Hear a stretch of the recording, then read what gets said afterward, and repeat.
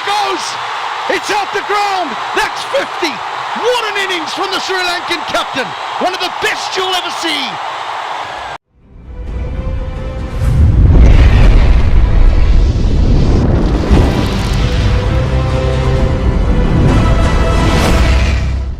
පල්ලෙකැලේ යනු ග්ලේන් මැක්ස්වෙල්ගේ සිංහදේශයේ බලකොටුව බව නොරහසක්ය. එසේම තිලකරත්න දිල්ෂාන් යනු පිතිකරුවෙකු ලෙස 48ක් වැනි ඉහළ 20 පිතිකරණ සාමාන්‍යයක් රඳවාගෙන සිටි. පල්ලෙකැලේ පිටියේ පත්තියම් වූ කෙරුමෙක්ය. එකල තිලකරත්න දිල්ෂාන් යන නාමය ලෝපුරා විචාරකයින් හැඳින්වූයේ පල්ලෙකැලේ රජු ලෙසය. මන්ද ඒ තරම් වීරක්‍රියා ඔහු ඒ භූමි ප්‍රමාණයේදී පෙන්වා ඇත. මීට වසර කිහිපයකට පසු පල්ලෙකැලේ රජුගේ පාළුව මකන්නට අද වන විට පල්ලෙකැලේ හොල්මන් කරන සිංහ සෙයියාවෙන් වැජබෙන්නට ඔටුනු පැළැන්දු මාරාන්තික ප්‍රහාරකෙක් ලක ලෑස්ති වී ඇත්තේය. ඒ අන් කවරෙකු නොව දවසේ කතානායකයා වෙන දසුන් ශානකයන්ය. ජයග්‍රහණයන් 100ක් ලබා සැමරු ජයග්‍රහණයන් වලට වඩා ජයග්‍රහණය පෙනිපෙනී ඇති තරඟ පරාජයේ අඳුරු සෙවණැලි වලින් වසා දමා කැංගරු හිත් කීතු කර දමන්නට සිංහයන් එදා සිට තවමත් රුසියෝය. දිනය 2022 ජූනි මස 11 වෙනිදාය. පසුදා විවේකී ඉරුදින විවේකීව සිටීමේ අරමුණෙන් සෙනසුරාදා සන්ධ්‍යාව වන විට පල්ලෙකැලේ ක්‍රීඩාංගණය පිරී ඉතිරි යන්නේ කලක පටන් ක්‍රිකට් තරගයක අසිරිය විඳ ගැනීමට බැරි වූ ක්‍රිකට් ඉත්තෑවන්ගේ රෝග සුවපත් කර ගැනීමටය. ඒ වන විට මාගේ මාතෘභූමියේ වැසියන් නහුතෙටම මානසිකව වැටී තිබුණේය. දිනෙන් දින සොහොන් බිමකට අරාදින රටක පරාජිතයන් ලෙස ලෝකයක් ඉදිරියේ හංවඩු ගහන රටක මගේ වැසියන්ට ජයග්‍රහණය පිපාසයක් වී තිබුණේය. එවන් වැසියන්ට මොහොතකට හෝ මානසික සුවයක් විඳ ගැනීමට ක්‍රිකට් දිව ඔසුවක් විය. ඒ නිසා එදා පල්ලෙකැලේ ක්‍රීඩාංගණය වටා මගේ ජනතාව රෝද බැඳ ගත්තේ ඒ වන විට අපි 20 තරඟාවලිය පරාජය වී ඇති බවත් අමතක කරමින්ය. හරියට ලෝක කුසලානයක අවසන් තරඟයක් අද පල්ලෙකැලේ තිබේදැයි මට සිතුනේය. ඒ තරම් ජනගගක් පල්ලෙකැලේ ක්‍රීඩාංගණය ආක්‍රමණය කළ සිටියේය. කාසියේ වාසියගත් කැංගරුවන් ප්‍රථමයෙන් පිත්ත අතට ගන්නේ ග්ලේන් මැක්ස්වෙල් නම් ශ්‍රී ලාංකිකයන්ගේ පල්ලෙකැලේ හතුරාගේ ප්‍රහාරයක් අදත් දියත් වේදෝ යන භයානක භීතිය ලාංකික ප්‍රේක්ෂක සිත් තුළ කිදා බස්සමිනි. කෙසේ හෝ ශ්‍රී ලාංකේය දඟපන්දු තරුව හසරංගයන්ගේ ජයග්‍රාහී හසරැල් මැද බිහිසුණු මැක්ස්වෙල්ගේ ඉනිම අවසන් වන්නේය. එසේම හසරංගගේ සහයක මැජික්කාරයා වූ මහේෂ් තීක්ෂණගේ අත්භූත පන්දුවලින් කැංගරුවන් අසරණ වෙන්නේ අජන්ත මෙන්ඩිස් යන සුපිරි දඟපන්දු යවන්නාගේ මතකයන් විරාජමාන කරන තීක්ෂණ හට කඩුළු දෙකක් දවා ගැනීමට කැංගරු ඉනිමේ ඉඩ කඩ ලැබෙමිනි. කෙසේ හෝ ගුටි බැටදුන් කැංගරුවන් පන්දුවාර 20 අවසානයේ සිය ලකුණු පුවරුව 176ක ප්‍රබල තැනකට ගෙන ගියේය. විටකමය සිංහපෝතකයින්ට සිහිනයක් බඳු වන්නේ පෙර තරඟ ද්විත්වයේම ලකුණු 120ක් ලබා ගන්නට බැරි වූ පරාජිතයන් ලෙස සිටි සිංහයන් හට ලැබුණු ඉලක්කය මෙය වන බැවිනි. එහි අසීරු බව පෙන්වමින් දවසින් දවස දෙන අවස්ථාවලට පයින් ගසනා ගුණතිලකයන් මුළු ලකුණු සංඛ්‍යාව 25ක්ව තිබියදී පිටියෙන් ඉවත් වී යන්නේ නැවත වරක් සුපුරුදු පරිදි සියල්ලෝම අමාරුවේ දමමිනි. එසේම හේසල්වුඩ් වන එරට ප්‍රබලයා තරඟාවලිය පුරාම සිංහයන්ගේ බීතිකාවක් විය. ප්‍රතිප්‍රහාර දියත් කරමින් පැතුම් නිස්සංක නම් තම සුපුරුදු සගයා කඩුල්ලේ රඳවාගෙන ලකුණු රැස් කළ චරිත් අසලංක අවාසනාවන්ත ලෙස ලකුණු 26කට පිටියෙන් ඉවත් කරන්නට මාර්ක් ස්ටොනික් සමත් වන්නේය.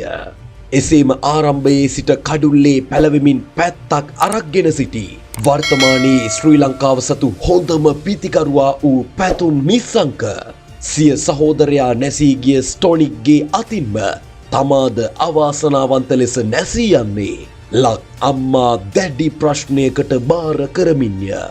අනතුරුව ක්‍රීඩා පිටිය වටා අස්සක් මුල්ලක් නෑර ප්‍රේක්ෂක ජනගංගාවේ ආදරය මැද ඉනිම් තරන්නට ආබානුක රාජපක්ෂ ලකුණු 17ක් ලබා සිටියදී පිටිය හැර ක්‍රීඩා පිටියට පියමනින්නේ ලක් අම්මාගේ ජයග්‍රාහී සිහිනය බොද කරමිනි. ඉන්පසු තරගයේ වීරයා පිටියේ වගකීම බාරගත්තේය. නමුදු තරගයේ අවසානය වන තුරු මේ පැමිණියේ අපගේ තරගයේ වීරයා බව අපට අමතක විය. මන්ද එය එසේ මෙසේ ඉනිමක් නොව සියල්ලන් පුදුම කළ පුදුමාකාර ඉනිමක්ය. ශානක සිය පළමු පන්දු 12 තුළ රැස් කරගන්නේ ලකුණු 6ක් පමණි. එසේ තිබියදී විටක ශ්‍රී ලංකා ලකුණු පුවරුව දිස්සූයේ පරාජයේ ලේබලය වැදුණු ලකුණු පුවරුවක් ලෙසයි. අවසන් පන්දුවාර 3 තුළ ජයග්‍රහණය සඳහා සිංහ පෝතකයන්ට ලකුණු 59ක් රැස් කරගත යුතු විය. එක් පසකින් චාමික කරුණාරත්නය අනෙක් අන්තයේ පන්දු 12ක් විනාශ කරමින් ලකුණු 6ක් රැස් කරගෙන සිටි නායක දසුන්ය. පන්දු යවන්නේ පන්දුවාර 3ක් නිලකුණු පන්දුවාරයක්ද සමග යවමින් ලකුණු 3කට කඩුළු 2ක් දවාගෙන සිටි කැංගරුවන්ගේ හොඳම දඩයන්කාරයා වූ ජෝස් හේසල්වුඩ්ය. එක් ලකුණකින් නායකයාට අන්තය මාරු කර දුන් චාමිකට ඊළඟ පන්දුවේ අපූරු දසුනක් දසුන්ගේ පිත්තෙන් දිස්විය. ඒ දර්ශනීය ලකුණු 6ක්ය. ඔවුන්ගේ හොඳම පන්දු යවන්නාට දර්ශනීය 6කින් දසුන් සංග්‍රහ කළේය. පරාජයේ වේදනාව අත්විඳිමින් සිටි ශ්‍රී ලාංකීය ප්‍රේක්ෂකයන් වියරු වැටුණු පුදුමාකාර උද්‍යෝගයකින් නැවතත් අවදි වී පිටිය දෙවනත් කරේය. මෙතෙක් වේලා නිදා සිටි දසුන් ශානක නම් සිංහයා අවදි කරන්නට තරම් එකී පහර බල සම්පන්න විය. ඉන්පසු 3 වෙනි පන්දුවටත් 6 පහරකින් සංග්‍රහ කළ දසුන් නිදා සිටි සිංහයා අවදි වූ බවට රතු එළියක් ප්‍රතිවාදී කැංගරුවන්ට ලබා දීමට සමත් විය. He goes again. And he's got it again. ඔබ YouTube channel එකක් පටන් අරන් අමතර ආදායමක් උපයන්න ආස කෙනෙක්ද? නැත්නම් ඔබගේ ව්‍යාපාරයේ සෙල්ස් අඩු වෙලාද? මාසිකට ලක්ෂ 10කට අධික නැරඹුම් වාර සහිත YouTube නාලිකාව සමගින් අපි ඔබගේ YouTube නාලිකාව ගැන මුළු රටටම කියන්නම්. අපෙන් ඔබට business promotions, YouTube channel promotions, YouTube productions, high quality audio and video creations, logo creations සමගින් YouTube සම්බන්ධ සියලුම සේවාවන් විශ්වාසනීයව කරගන්න. ඔයත් දැන්ම කතා කරන්න 075 897 45 90. එතනින් අහවර නැත.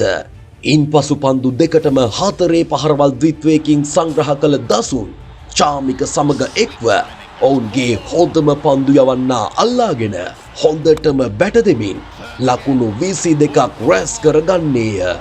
එතැන් පටන් යක්ෂාවේශයෙන් පල්ලි කැලේ මායිම් අරක්ගත් දසුන් ශානක නම් භයානක මාරයා සමග එක් වූ චාමික ඉන්පසු පන්දු යවන්නට පැමිණි ජේ රිචඩ්සන් හට උන් හිටිතැන් අමතක කරමින් ලකුණු 18ක් උදුරා ගන්නට සමත් විය. අවසන් පන්දුවාරයට ජයග්‍රහණය සඳහා ලකුණු 19ක් අවශ්‍ය විය. ලෙහෙසි නැත. මේ වත්මන් ලෝක ශූරයන්ය. ඔවුන් ලංකාවට එන්නේ පුරා දෙමසක් පැවති අසල්වැසි ඉන්දියාවේ සුපිරි ක්‍රිකට් ලීගයේ ක්‍රීඩා කරමින්ය. කෙසේ නමුත් අවසන් පන්දුවාරය වෙන විට ලෝකශූර කැංගරුවන් පිච්චියකටවත් මායිම් නොකරන තැනකට ශානකගේ ප්‍රතිප්‍රහාරය ප්‍රබල විය. එවිට ලෝකශූර කැංගරුවන් කොතරම් පීඩනයකින් පෙළුණාද යන්නට හොඳම සාක්ෂිය 20 වෙනි පන්දුවාරයේ කේන් රිචඩ්සන් යොමු කළ පළමු පන්දු දිත්වයම විනිසුරු විසින් වයිට් පන්දු ලෙස සනිටුහන් කරනු ලබන්නේය. අනතුරුව අවසන් පන්දුවාරයේ නිල පළමු පන්දු දිත්වයට එක ලකුණ බැගින් ලබාගත් සිංහ පෝතකයන්ට අවසන් පන්දු 4ට ජයග්‍රහණය සඳහා ලකුණු 15ක් අවශ්‍ය විය. පල්ලෙ කැලේ මාරයා වූ දසුන් ශානක කේන් හට ක්‍රියාත්මක වූයේ පිට 4 පහරවල් ද්විත්වයක් රැස් කර ගනිමින් සතුට සොයා පැමිණි ප්‍රේක්ෂක ජනගඟ සතුටු සාගරයේ ගිල්වමින්ය. අවසන් පන්දු දෙකට ලකුණු 7ක අඩුවක් ඇත. මෙකී මාරාන්තික ප්‍රහාරයෙන් කැංගරුවන් බියවැත්තු මේ මාරාන්තික අවතාරයේ විහිසුණු බව තදින්ම පෙනෙන්නට එකී ඉලක්කය සම්පූර්ණ කරගත යුතු විය.